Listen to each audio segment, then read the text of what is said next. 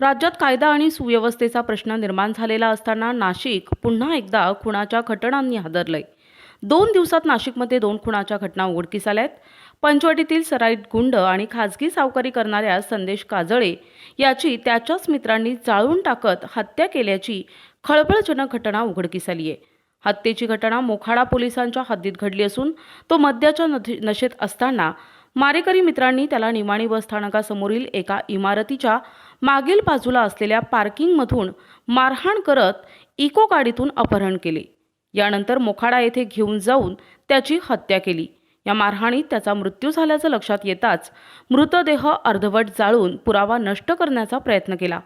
या गुन्ह्याचा वेगाने तपास करत गुन्हे शाखा युनिट 1नं मुख्य सूत्रधार स्वप्नील उन्हवणे याला गुन्ह्यात वापरलेल्या इको कारसह 24 तासात अटक केली आहे। संदेश चंद्रकांत काजळे असं मृत गुंडाचं नाव आहे। त्याच्यावर यापूर्वी खंडणी, अवैध सावकारी, मारहाण, खुनाचा प्रयत्न, फसवणूक, दमदाटी, ॲट्रॉसिटीसह अन्य गंभीर गुन्हे दाखल होते। पोलिसांच्या माहितीनुसार 9 फेब्रुवारीला रात्री संदेश काजळे पंचवटीतील निमाणी बस स्थानकासमोरील सूर्य हॉस्पिटलच्या मागील पार्किंगमध्ये आला असता त्याचे संशयित मित्र नितीन उर्फ पप्पू चौगुले, रणजित आहेर, पवन भालेराव आणि इतरांनी आर्थिक देवाणघेवाणीतून वाद झाले। यानंतर काजळेस मारहाण करून त्याला कारमध्ये ढकलून अपहरण केले।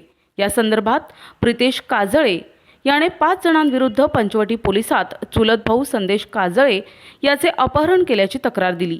या गुन्ह्याचा पंचवटी पोलिसांकडून तपास सुरू असताना रविवारी पहाटे मोखाडा पोलीस ठाण्याच्या हद्दीतील ताकपाडा परिसरातील निर्जन जंगलात काजळे याचा अर्धवट जळालेला मृतदेह मोखाडा पोलिसांना आढळून आला। काजळे याच्या अपहरणाच्या दाखल गुन्ह्याची माहिती आणि त्याचं वर्णन हुबेहूब काजळे याच्याशी जुळत असल्यानं मोखाडा शहर पोलिसांना या प्रकरणाची माहिती दिली। त्यानुसार मिळालेल्या माहितीनुसार पंचवटी आणि गुन्हे शाखा युनिट 1नं समांतर तपास केला। तेव्हा युनिट 1ला संशयित उन्हवणे हा इको कारसह त्र्यंबक भागात असल्याची माहिती मिळाली। वरिष्ठ पोलीस निरीक्षक अनिल शिंदे यांच्या सूचनेनं पथकानं सापळा रचून उन्हवणे यास अटक केली, तर उर्वरित 4 जणांचा शोध सुरू आहे। या अपहरणासंदर्भानं मृत काजळे याचा चुलत भाऊ प्रितेश काजळे याच्या फिर्यादीनुसार 5 जणांवर अपहरणाचा गुन्हा दाखल केलाय, तर खुनाचा प्रकार उघड झाल्यानं याच अपहरणाच्या गुन्ह्यात खुनाचे कलम वाढविण्यात आलेत। प्रतिनिधी गुड्डू शेख, दिशा न्यूज, नाशिक।